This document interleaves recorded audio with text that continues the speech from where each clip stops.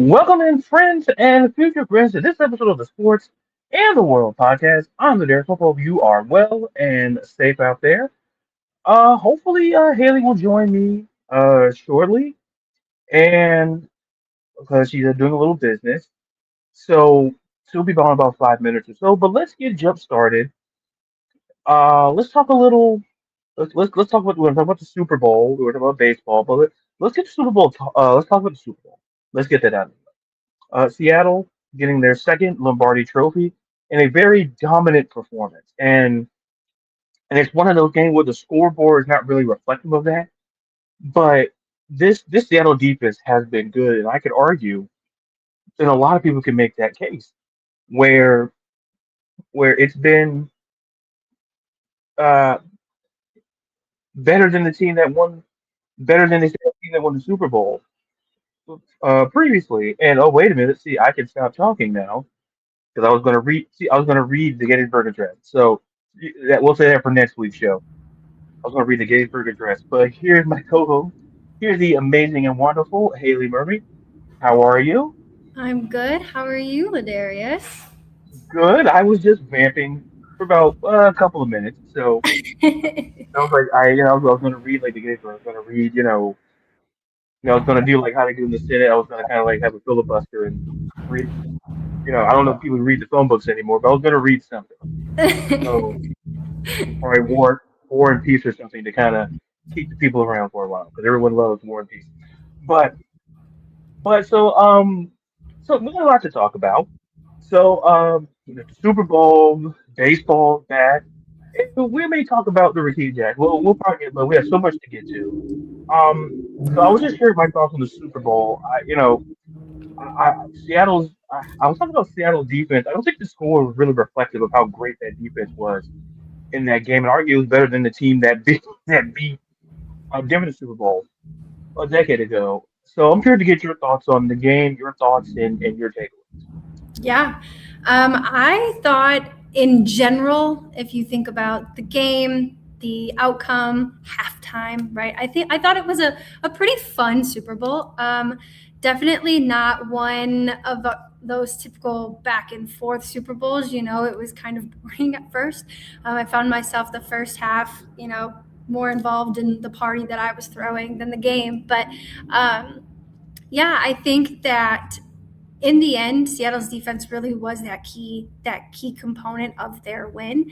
They ended up holding the Patriots to 6 of 15 third down conversions, which I thought was phenomenal. And they sacked Drake May, man, so many times. And it just, they just kept that pressure on. But, they were also able to convert that pressure into points, and I thought that was really really fun to watch. They kept the runs very small, non-explosive. They bottled up big plays, and it really did put the offense in a really great position. And that being said, I think that obviously, I think we talked about this a few months back, but in the middle of the season. But this season was a really interesting season for kickers, for punters, for special teams. And I thought that played over into the Super Bowl when you think about, the Seattle kicker. I believe he set a Super Bowl record with field goals made. And, but you can't kick that many field goals without getting in field goal position, and we can thank Kenneth Walker the third for that. My guy, my Spartan. We've talked about him on the show several times. I am so extremely proud of him. He was snubbed for the Heisman when he was in college, and I thought that was kind of a blow, but knowing that he was going to get drafted and having so much confidence in him, we finally got to see that play out in the biggest game of his career. And what do we know? He walks away with MVP, and he had 135 rushing yards, 26 receiving yards. He really put his head down, worked for a goal, and he helped his team get there. And so it was really awesome to watch. I think that overall, I think that there's discourse of, was it truly Seattle's defense, or was it truly how bad Drake May was and the Patriots offense was, but think about it. Drake May is being put again in the biggest game of his career. No experience outside of playoff games, right? And unfortunately, it didn't go his way. But I think Seattle really did show holes in their passing game, and so that was where Drake May had to step up, and he unfortunately couldn't get the job done. But I think all in all, personally biased, I had a great time watching it. I was very excited for Kenneth Walker. But yeah, I think it was a decent Super Bowl. I think it definitely matched the tone of the season. And I did enjoy the fact that there wasn't one of those, the Eagles weren't in there, the Chiefs weren't in there again, so it was kind of a game where we could have like a fresh start, but it was fun, right? So I'm excited to see if Seattle can keep this momentum going into the next season and see how it all shakes out for them. Yeah, I think you said something very important where there could be two different narratives that could be taken away. And, well, was it Seattle's defense was great, or was it just the Patriots offense? Patriots offense was it great? And I lean toward, listen. Seattle's defense has been consistently good all season. While the Patriots, like if we think about, we talk about we'll talk about the Patriots and the scheduling. And look, you play who you play, and it's what I always say. It's where we talk about scheduling in the NFL. Listen, you play what's on your schedule, and that's essentially what they did.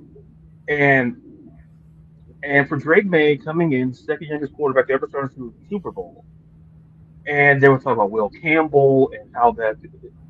To me, Seattle defense has been great all season, and and then you throw in the fact like Jason Myers, the kicker, who had a very strong case to be the MVP.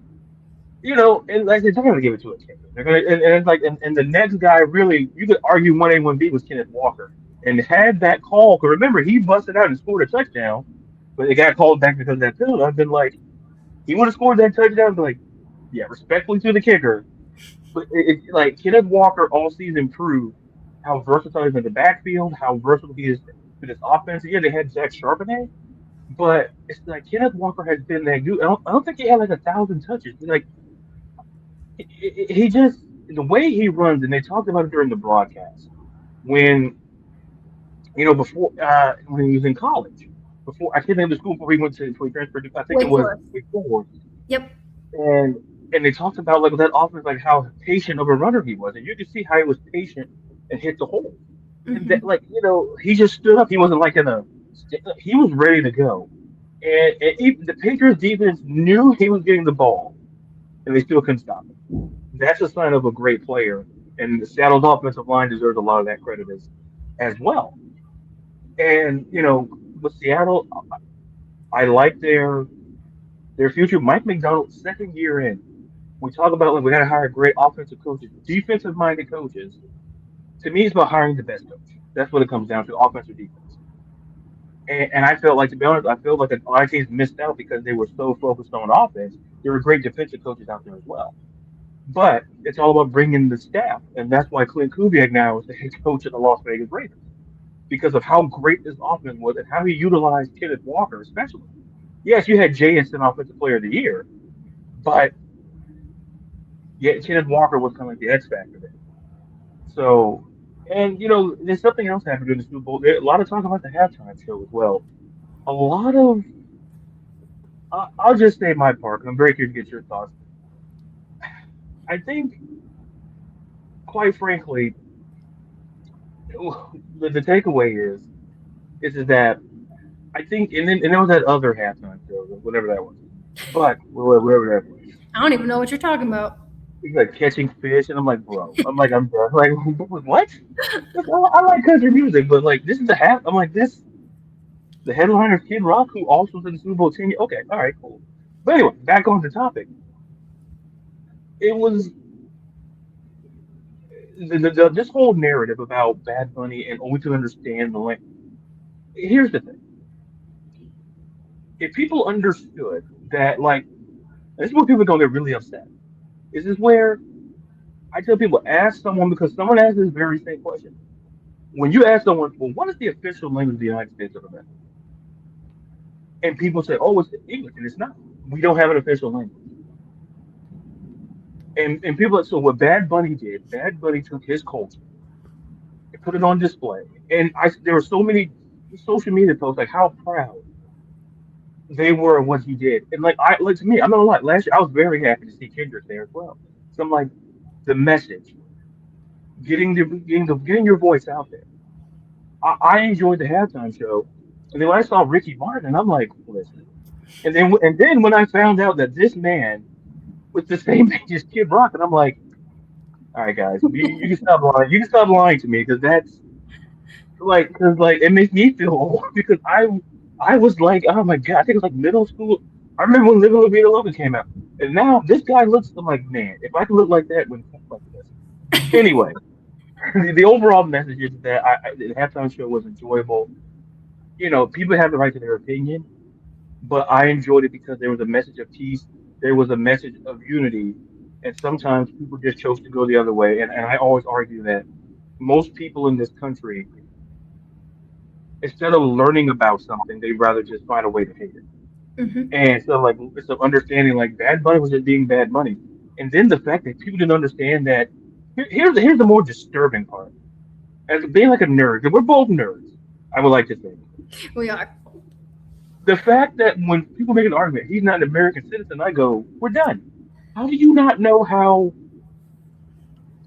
Puerto Rico is one of the, like, along with Guam and the Virgin Islands. You do realize when you're born there, you are, and it's like, anyway, I ranted long enough. I'm here to get your thoughts on Haley the halftime show and just your thoughts of Bad Bunny and everything that went with it. I loved the halftime show. I was really excited the day they announced Bad Bunny. Am I a habitual Bad Bunny fan? No. Do I listen to his music on the regular? I didn't. But was I excited just for the vibes and for the message? And, I just knew it was going to be a good show. I mean, you see on TikTok and stuff all the time, clips of people going to concerts in general, right? And I've seen a bunch of Bad Bunny concert clips. And I mean, they always just look like such a fun time, right? The message at all of his shows just seemed to be, we're all here, let's love each other and have fun, right? And so I was hoping that would be, carried through this performance, and it did, and I think it exceeded my expectations. And I feel like there's this discourse outside of the fact that they're like, I don't know what he's saying, the people who chose not to watch this Super Bowl. My view on that is, if you need to know exactly what is being said in anything, that's art, right? So the performance itself, the way the songs were arranged, what portions of the songs he's saying to what in terms of, like, was he on the electric pole? Was he, whatever, right? The whole thing in context told a story. And if you needed that extra push to be able to, understand that message and that story, to me, that it kind of goes a little bit beyond ignorance. That's willful ignorance, choosing not to engage and open your mind to something that is different from your norm, I think, is what holds back a lot of people from exceeding in life. I think that it leads to a sad life, a boring life. And those of us who aren't like that, we can sit over here and listen to Bad Bunny and watch incredible performances and be happy. But that being said, Bad Bunny has now been played in my house every day since the Super Bowl. So yeah, I loved it. I loved the message. I thought the visuals were absolutely stunning. The whole thing. I'm not a big Lady Gaga fan, but everybody in my apartment, we threw a Super Bowl party. Everybody in my apartment screamed with joy that it was just so cool. Nobody expected that. And I think that's the point. That's the point of the Super Bowl halftime show, is to have fun, bring everybody together. And that's what that was, So I enjoyed it. And I love seeing on social media the reactions of Latinos and Latinas everywhere when their countries are being called, when he recognizes their country as being part of America, which, hate to burst some people's bubbles, is factually true. It's beautiful. It's really beautiful. I tear up sometimes, so it's really cool. I enjoyed it. Yeah, and I 100% agree. I think where sometimes you talk about the art, and I think people who didn't. I always say people are, and I put this as a post. People are entitled to their opinion. Do not get me wrong. But the problem is that are you willing to listen?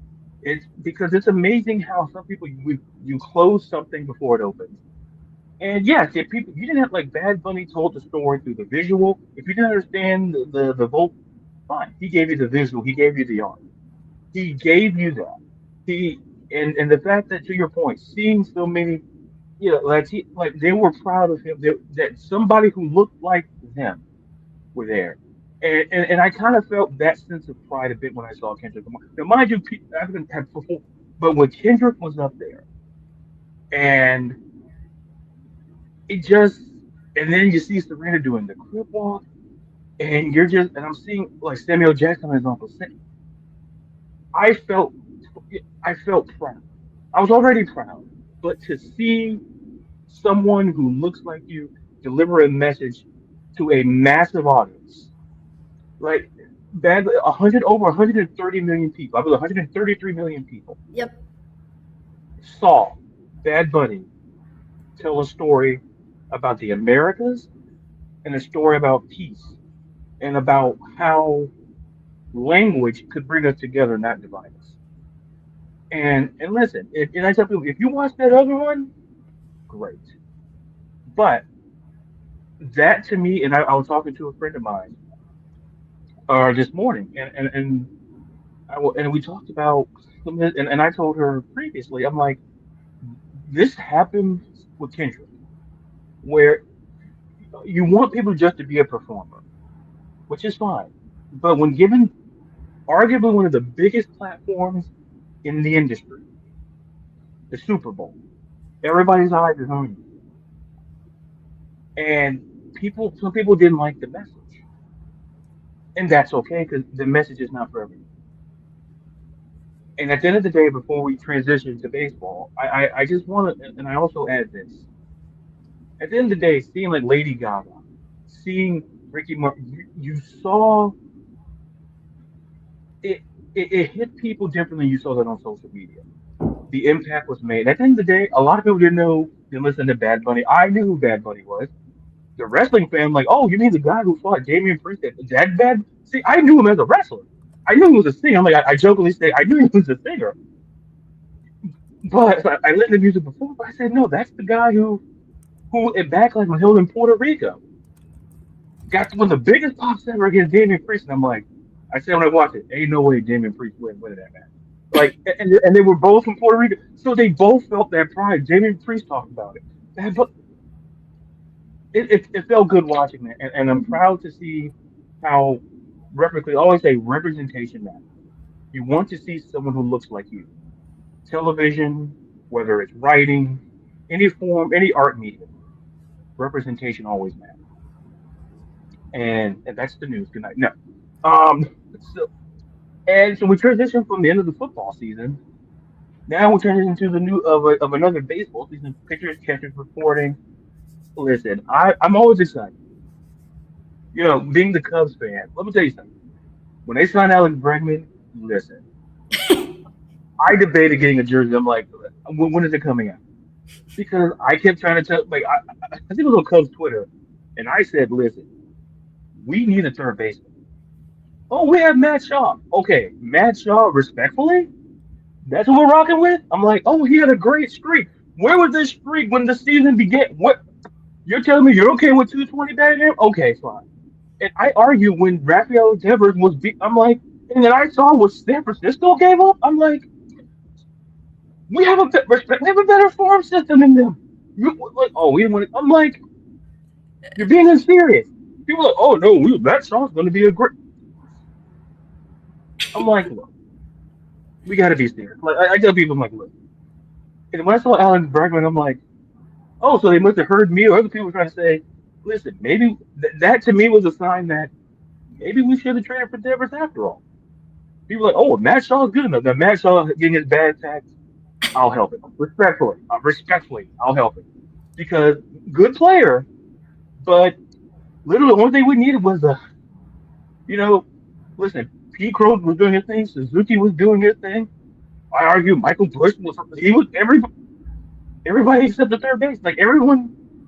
And I'm like, and then when I saw when they oh man, when I saw him in the jersey and he's like, I was like, you know what, feels good, feels good. But anyway, enough about my team. There'll be plenty of that during baseball season. If you wonder why is there no show? Like if I get overexcited, I can't do the show because then I'm not gonna know what I'll be like gibberish. I'm like I've been writing like shorthand. I don't really know what to understand. But enough about my team. Let's talk about baseball is bad. We both love baseball, obviously. Like the Tigers brought back a familiar face, and it made me think of the Dolly Parton song. Here you are, here you come. Whatever. I'm not gonna sing because I want to get sued. But it's like here. It's like oh he's coming back. I'm like all right. Like okay.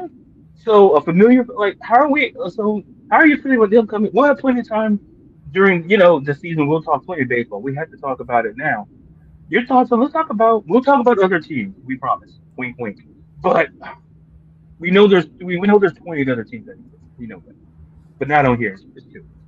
But here to get your thoughts on your Tigers, the moves they made, and what are your early? Because we'll predictions are down the road, but just give me your early thoughts on this team and the move that they made entering spring training.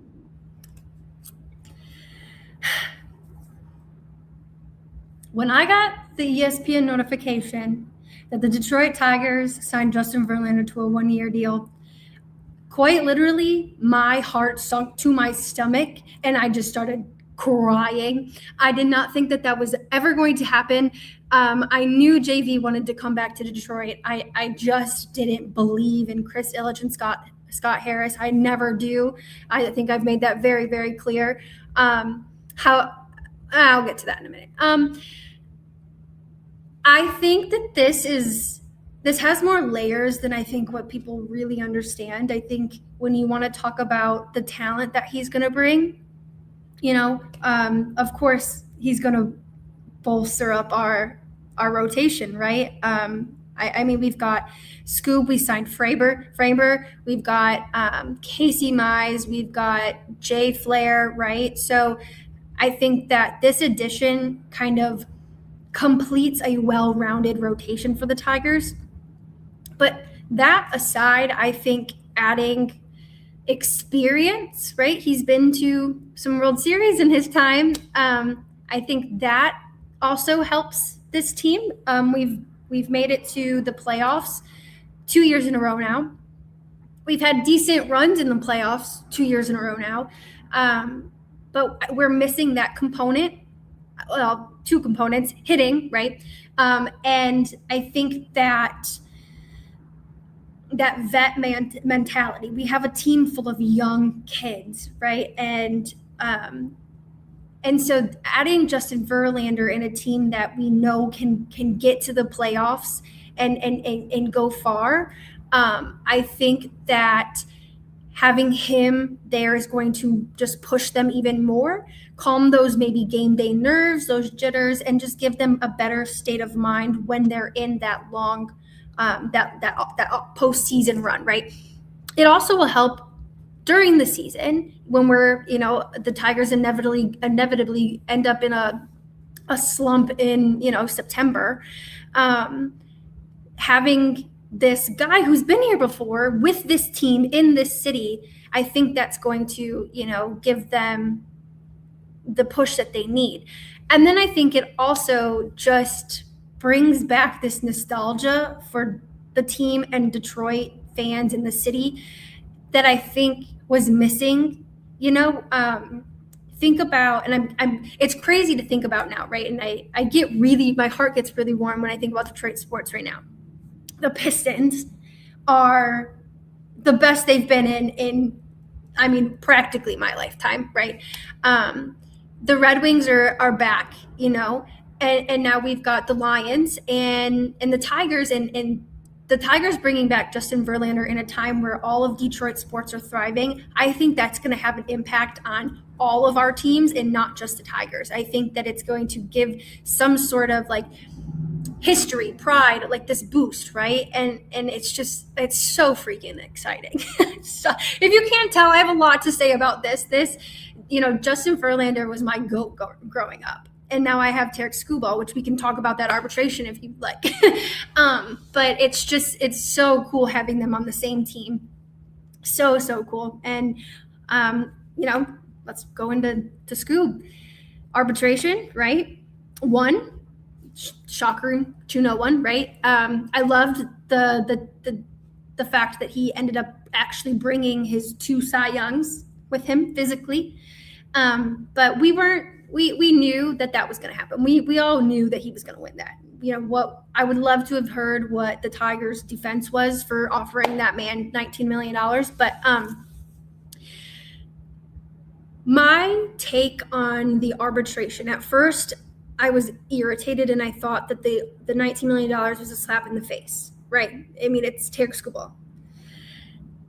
But I'm realizing now that we've got Justin, now knowing that has been in the works since the season ended, it makes sense. And I'm very quick to get on Scott and Chris, in the Tigers front office. And I take back 70% of the mean things that I said about that front office over the past 10 years. I'll take that back.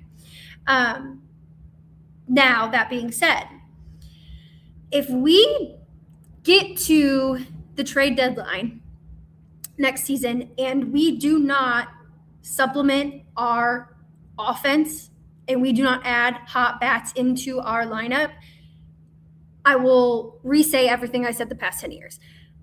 We have good pitching. We have good pitching. We need to focus on hitting. And I am now going to start saying, if I don't hear any trade rumors, nothing's going on, that means Scott and Chris are in the back working some deals and AJ Hinch working some deals, and I'm starting to trust them. But if we don't, bolster our offense, there's no way we do what they want to do, and that's win a World Series next season. Yeah, and feel this 70% is a lot, because see, there was a kind of like for me, are you the same thing you said about Ricketts and Hoyer and Council? I said, we'll see. I said I'll take back. If you take back 70, I'll take back half.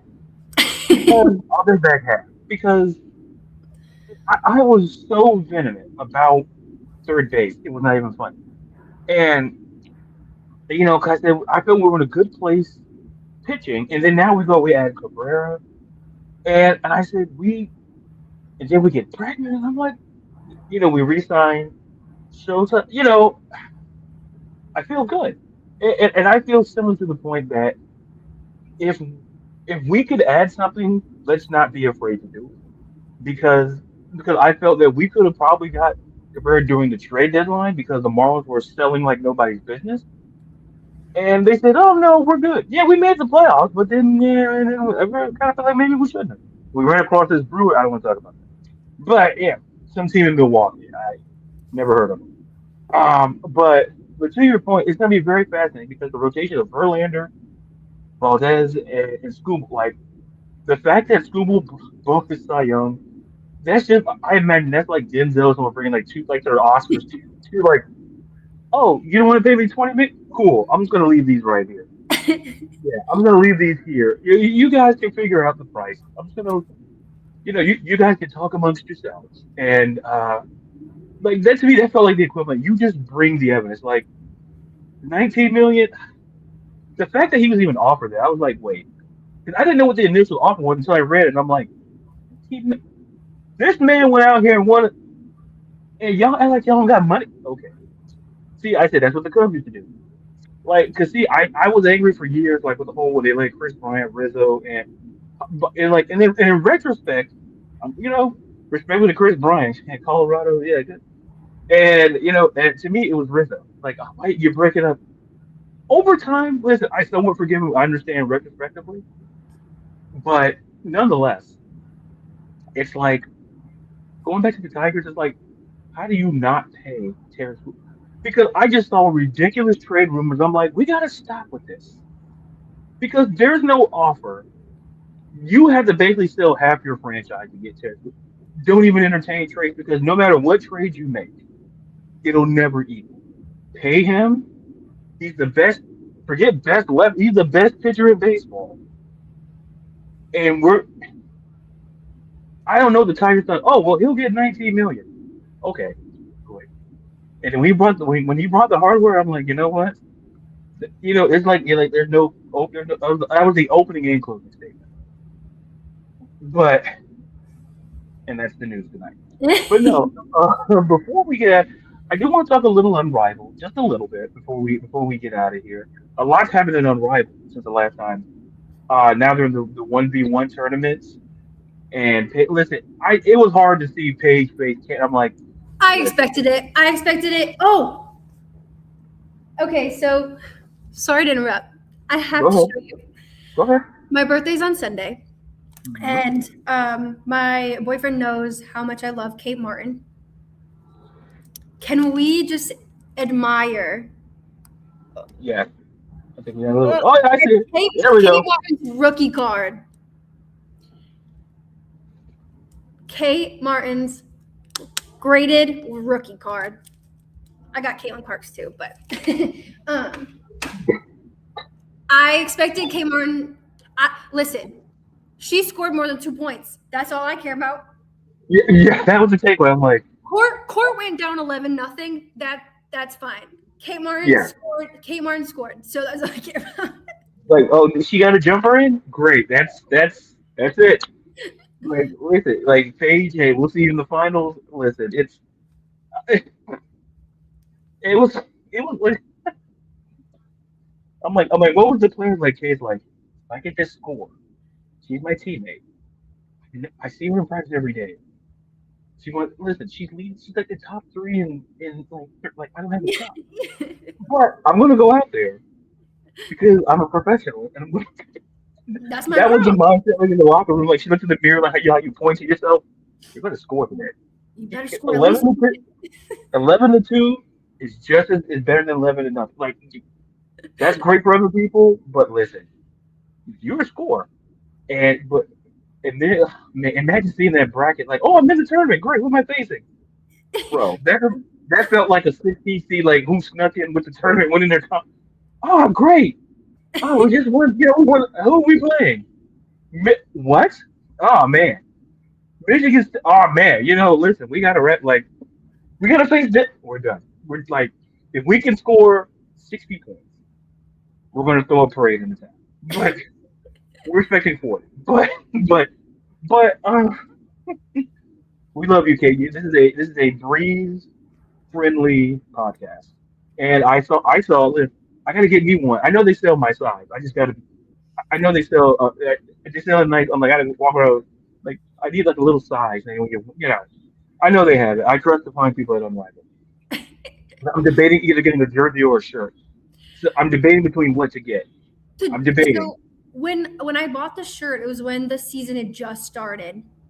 All of the jerseys for the Breeze, alternate and home, sold out. Yeah, I saw that, and I was like, especially like I knew the Paige Beckers one went out. I knew all of them kind of went out. But Yeah. like Paige, well, they were like the first to go, and I'm like, forgive me for falling asleep at 3 a.m. That's my fault. I got to But stay you up. know what? That rocks. That rocks. That means people are investing into women's basketball in a different way than just watching. And I love that so much. I love it It's so so much. it's so great, and as someone who writes about writing about the Breeze this season, and someone covered Athletes Unlimited Basketball, which is in Nashville. I write about. It's great to see like it's great to see. I cover it, I write it, and I so many talented players in there. And then when I saw it's like it's a fun product to watch there as well. And before we got here, it was just a little bit of time. The whole situation going on. I guess here my 2 cents, which will really be 2 minutes, is about the situation people talking with Kia Jackson. And and I say it's close, but she was dating Atlanta Falcons defensive end James Pierce Jr. and a lot of stuff have come out the details. We'll probably delve into it more on a later episode. But it's like my stance is I come at it from different perspectives. As someone, criminal justice, I invested half my, studying it. Long story short, like having the police, it took like 6, 7 police officers to take him down, and and a lot of people were like, oh, he had the stats, and I'm like, that's not. I said that's the NFL's problem. That was the whole Ray Rice problem, where we focus on the production instead of the people involved. And when he was given that, and when Ray Rice was given his initial suspension, the league knew about the video, if I'm not mistaken. Oh, they had, and they still gave him like 2, 3, and they still gave him that short suspension until we saw the video and said, really? And now that we saw what we have with James Pierce, I'm not saying his football career is over. All I'm saying is that people understand he'll play football until the league suspends him because we have to let jurisprudence take its place, which I respect the system. So, however that plays out. But the biggest thing is that with the police officers and that charges, because listen, in Florida, listen, it's just different here. I'm going to leave it like that. Yeah. So, who lived here his whole life, I can tell you, it's just different. And so, yeah, I don't know if you have anything to say on it before we wrap up. But yeah, Uh, it's just it's an unfortunate situation, and then that's why Rakia dropped out. She was in the 1v1 tournament. She dropped out for obvious reasons because the mind's just not there. That's understandable. But here to get your thoughts here, running on low on time. If you want to share your thoughts before we get yeah. out of it. So, being a Detroit resident or native, I guess, not resident anymore, but Detroit native, I loved Rakia Jackson. I love UT basketball, so I followed her there. So, following her into her professional career has been really, really awesome. We talked about why I love the Breeze in general because all of my favorite players, minus one, are playing on this team this season. And Rakia is one of those players. And the news, when it broke, really broke my heart. Really, really broke my heart. Obviously, I hate the whole, we don't know all the facts, but it's true. We don't know all the facts. All I can say and all I want to say is that I am extremely proud of Rakia for one, going through with it and actually attempting to, report whatever was happening to her in the time. Unfortunately, that's, why James Pierce Jr. did what he did. He tried to stop that, right?